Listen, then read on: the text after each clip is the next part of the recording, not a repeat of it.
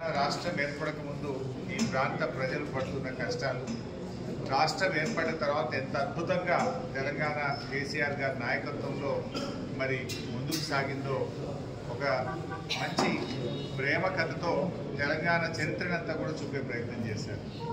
ఒక తెలంగాణ ఈ సినిమా జనరల్గా చూస్తున్నంతసేపు ఎక్కడ బోర్ కొట్టకుండా చాలా ఇంట్రెస్టింగ్గా తీశారు, చాలా హై సెంటిమెంట్తో సినిమా తీశారు.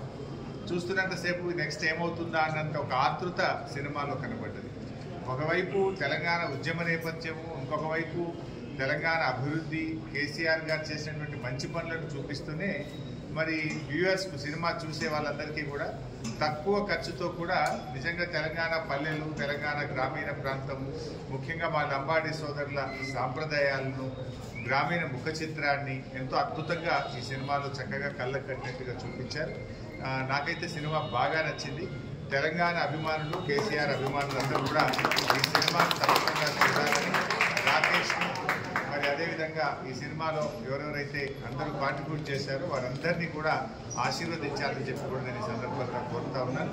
ఇలాంటి ఇంకా చిన్ని చరణ్ వీరితో పాటు పనిచేసిన ప్రతి ఒక్కరిని కూడా మనస్ఫూర్తిగా అభినందిస్తూ ఈ సినిమా అందరూ కూడా తప్పకుండా కేసీఆర్ గారి అభిమానులు, తెలంగాణ అభిమానులు, ఉద్యమకారులు అందరూ కూడా చూసి ఆశీర్వదించాలని చెప్పి కోరుతా ఉన్నాను.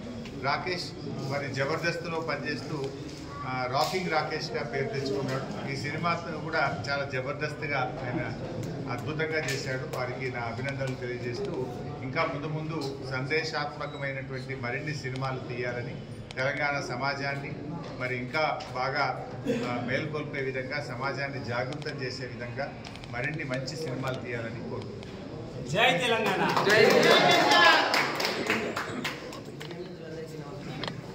సినిమా మొదటి నుంచి అనుకున్నప్పటి నుంచి ఇప్పటి వరకు నాకు సహకరించిన ప్రతి ఒక్కరికి, మీరు లేకపోతే ఈ సినిమా ఇక్కడ దాకా వచ్చేది కాదు.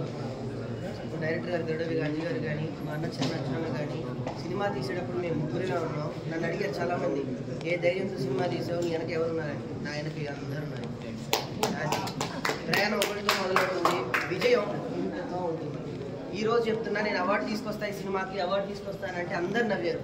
నా స్నేహితులతో సహా, నా కుటుంబ సభ్యులతో సహా.